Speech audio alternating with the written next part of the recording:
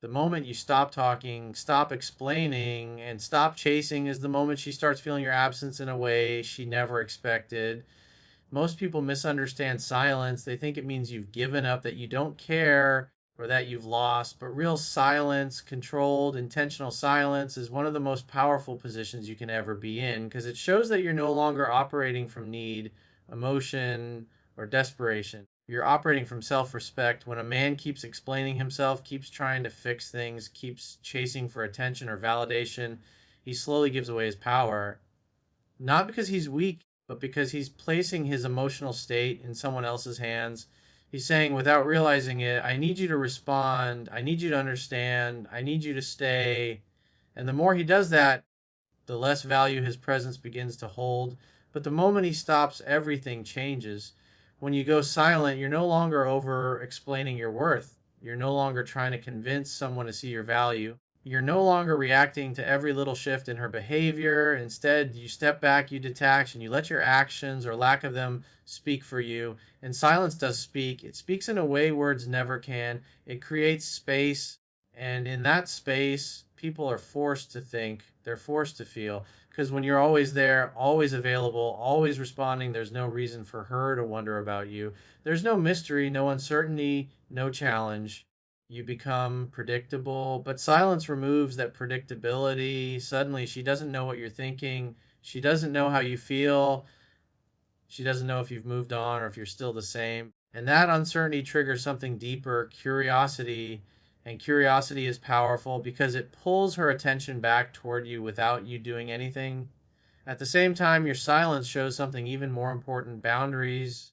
It shows that you're not willing to engage in situations that drain your energy or lower your self respect. You're not reacting emotionally, you're responding through action. And that level of control is rare because most people react.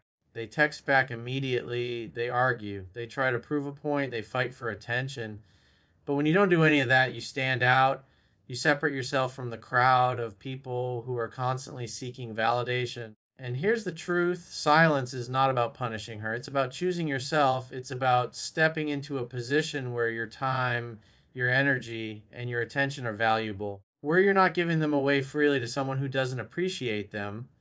And when you reach that point, your silence becomes more than just absence, it becomes power. The moment you truly close the door, not halfway, not temporarily, but completely, something shifts in a way most people don't anticipate.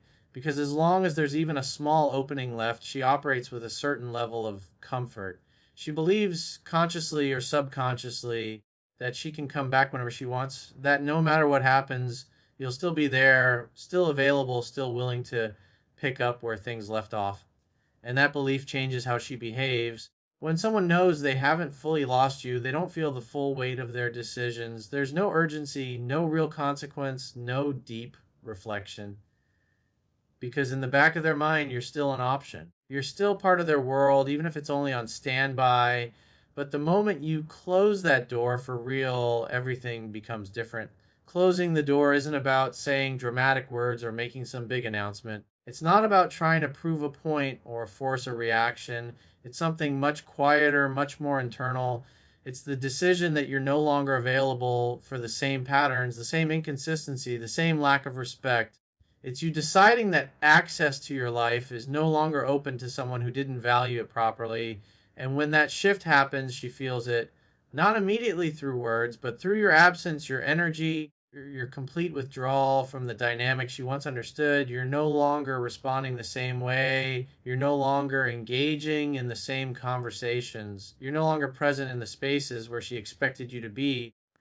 That's when the sense of finality begins to set in, because now it's not just distance, it's loss, real loss, the kind that can't be reversed with a simple message or a moment of convenience. And that's what makes it powerful. For the first time, she starts to realize that the connection she once had with you isn't guaranteed anymore. There's no safety net. And when there's no safety net, people begin to see things more clearly. They begin to understand that actions have consequences, that choices lead to outcomes, and that not everything can be undone. The comfort of knowing you were always there gets replaced by the uncertainty of not knowing if you'll ever be there again. That uncertainty creates pressure. It makes her reflect in a deeper way. Because now it's not about taking her time or exploring her options. It's about facing the reality that something valuable might be gone for good. And when something feels truly out of reach, it often becomes more significant than it ever was before. But here's the key: this only works when the door is genuinely closed, not when you say it is, but still leave ways for her to come back easily. Not when you pretend to move on but stay emotionally attached. It has to be real. It has to come from a place of self respect, not strategy, because people can feel the difference. And when she feels that the door is truly closed, that's when it finally hits her that access to you was never something she's entitled to. It was something she could lose. Most people think reacting will make them stronger in a situation like this. They believe that if they explain more, argue more, or try harder to be understood, it will somehow create clarity or bring things back together. But what actually happens is the opposite. The more you react, the more emotional energy you give away, and the less impact your presence begins to have. Because when you're constantly responding, you're predictable.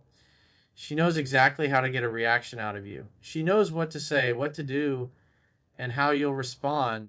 And that predictability removes any sense of consequence from her actions. It keeps her emotionally detached because no matter what happens, she can rely on you to engage. But the moment you stop reacting, everything shifts. When there's no argument, no explanation, no emotional response, it creates a kind of silence that forces her to face her own thoughts. There's no distraction coming from you anymore, no back and forth to keep the situation alive, just space.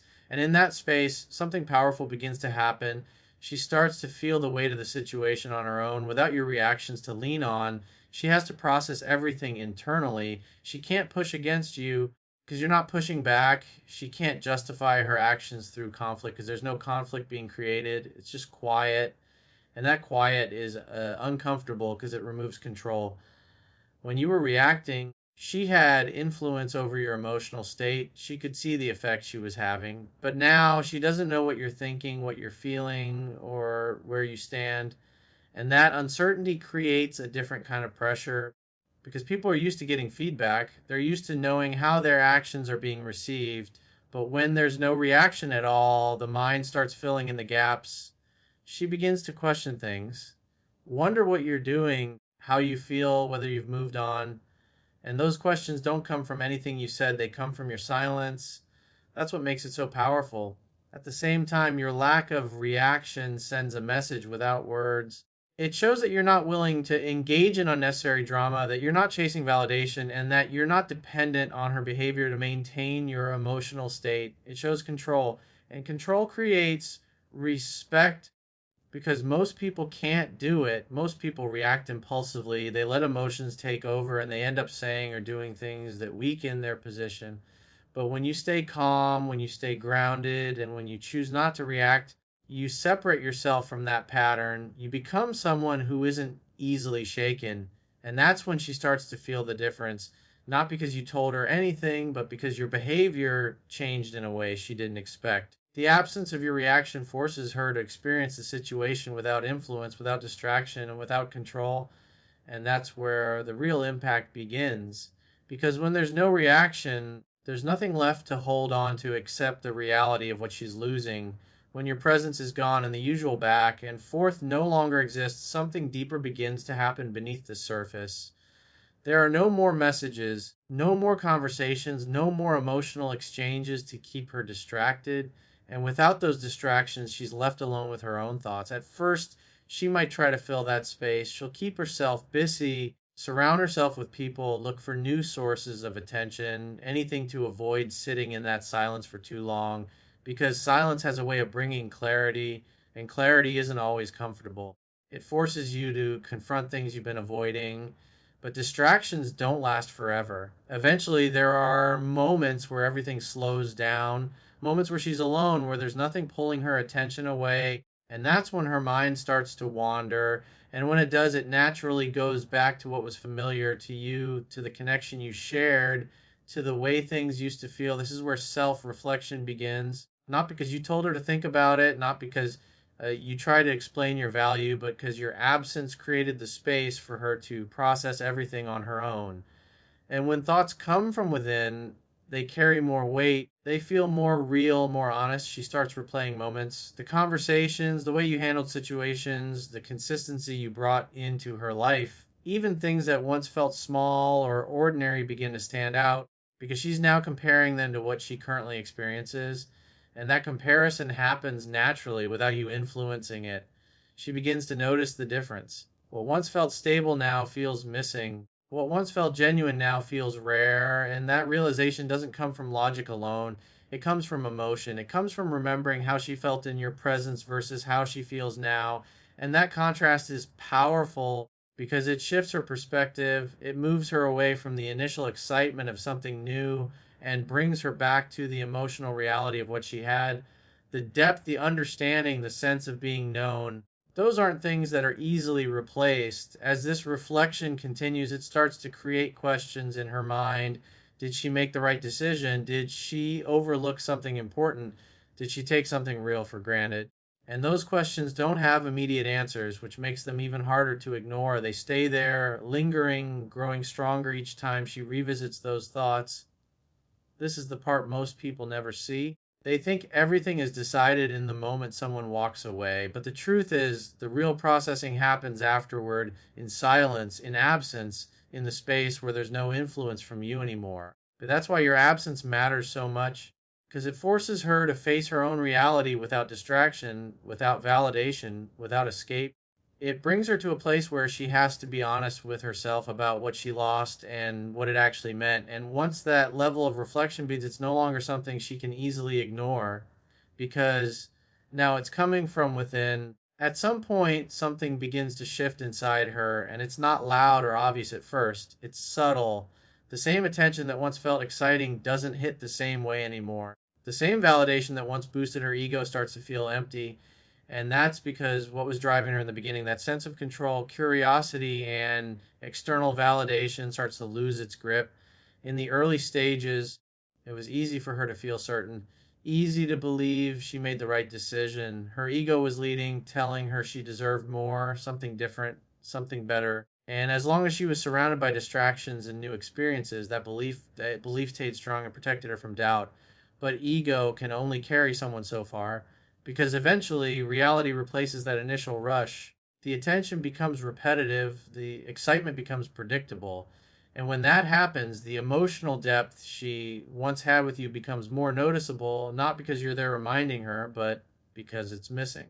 This is where scarcity begins to take effect. When something is always available, it feels normal, it becomes part of the background, but when it's gone, truly gone, it stands out. It becomes something the mind focuses on, something it tries to understand, something it begins to value in a way it didn't before. Your presence, your consistency, your emotional stability, those things were once easily accessible to her.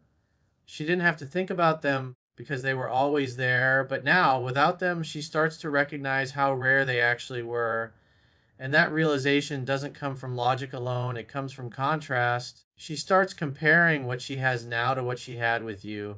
And this time, it's not based on fantasy or assumptions, it's based on real experiences. She can feel the difference between surface level attention and genuine connection, between temporary excitement and emotional depth.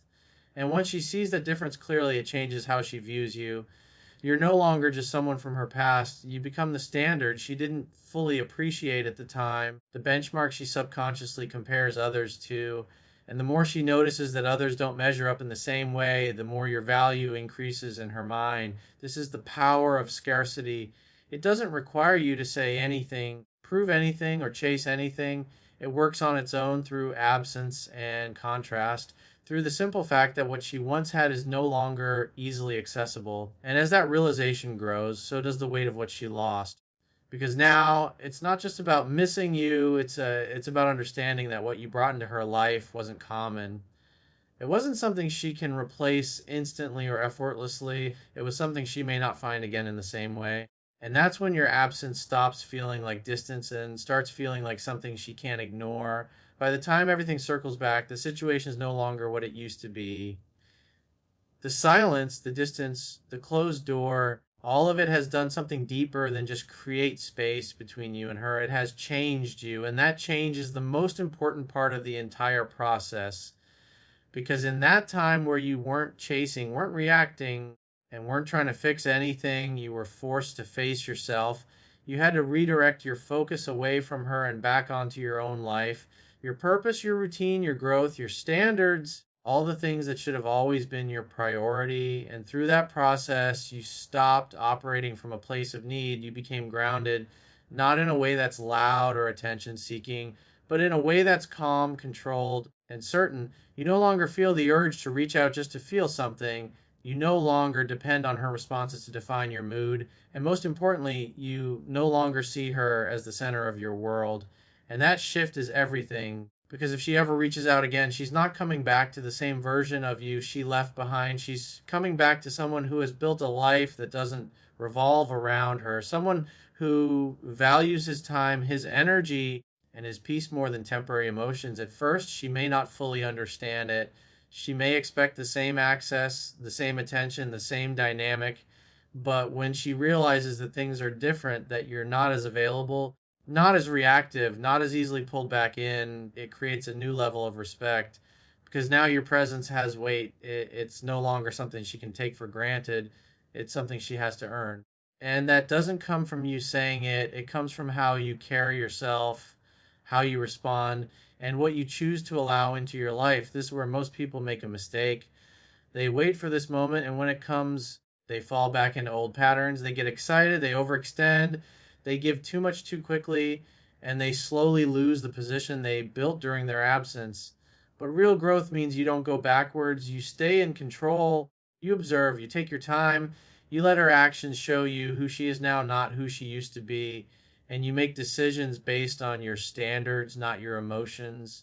Because at this point, it's no longer about getting her back. It's about deciding if she even fits into the life you've created. And that's the real power, not the silence, not the distance, not even her potential return. But the fact that you've become someone who doesn't need any of it to feel complete, someone who chooses rather than chases, someone who walks forward rather than looking back. Because in the end, the goal was never to make her feel something, it was to become a man who no longer needs to